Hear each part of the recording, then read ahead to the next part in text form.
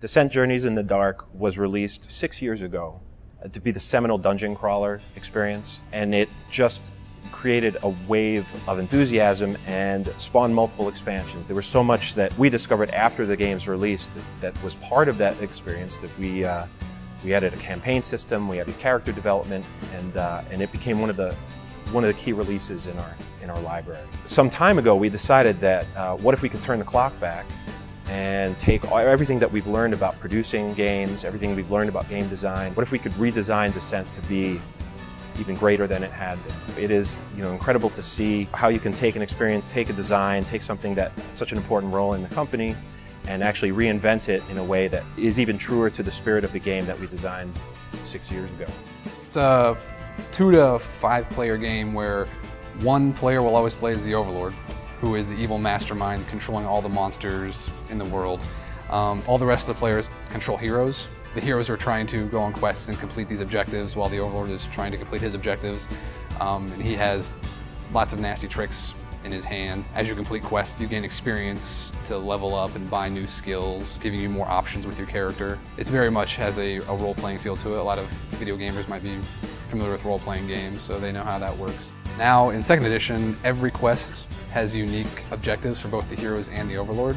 So they're both trying to complete their goals while battling against each other at the same time. Each quest is a 2-part experience. So what you do in part 1, encounter 1, will influence how you play in encounter 2. There are 20 quests included in the base game, and of those 20 quests, 9 of those are played in the campaign. So the more campaigns you play, you'll get different combinations of quests, and it'll play out differently each time. Each individual campaign is about 20 hours, and of course, I don't even want to think about how many fan-created quests are going to be floating around out there. People will make up their own campaigns, make up their own quests. The hero class is a big change. It lets you pick a style of play and then tailor yourself around it. We also streamlined a lot of things where a lot of the information is now right in front of the players. Monster cards have all their special abilities on the back. You don't have to look up in the rule book for every little rule anymore.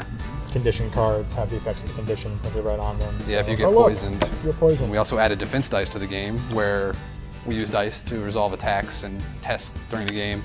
And as you attack, your opponent also rolls defense dice, and any shields he would roll would block out any damage done. The story takes place in the Rune-bound universe, in the nation of Terranoff. And in a quiet barony in the north of Terranoff, things are going wrong and some evil, dark power is rising, and the heroes must discover who the Overlord is and what his nefarious plot might be, and how he threatens not just this barony, but all of Terranoff. I'm not going to speculate about what other companies do or why they do it, but if we have a single centralized setting for all these games, what we do is we create familiarity amongst the end user, amongst the consumers, the players. So when we created this new game, we added new content to 3 other games because they were all happening in the same universe. So Descent had a huge catalog of heroes and monsters for Descent 1st edition. So with the release of 2nd edition, we're doing a conversion kit, which actually lets players who have all those old expansions bring their heroes and their monsters into the 2nd edition. So if you played Modrog and Rune-bound, you played Modrog in Descent 1st edition, you can get the conversion kit and bring Modrog forward into Descent 2nd edition. Or we have all new heroes and all new monsters. Of course, this made playtesting Descent very difficult. So the toughest part about writing for this game is that I'm never certain if anyone's going to read it. It is a truth of gamers that many of them, not all, but many of them don't read the flavor text. Whether it's just clicking through the quests in an MMO, or just ignoring the flavor text on a card in a card game, or what have you. But there are also quite a few gamers who really get immersed in the story and really get involved in it. So for those guys, and I'm one of those guys, so for people like me, I want to make sure that the story is there for people who want to get engaged with it.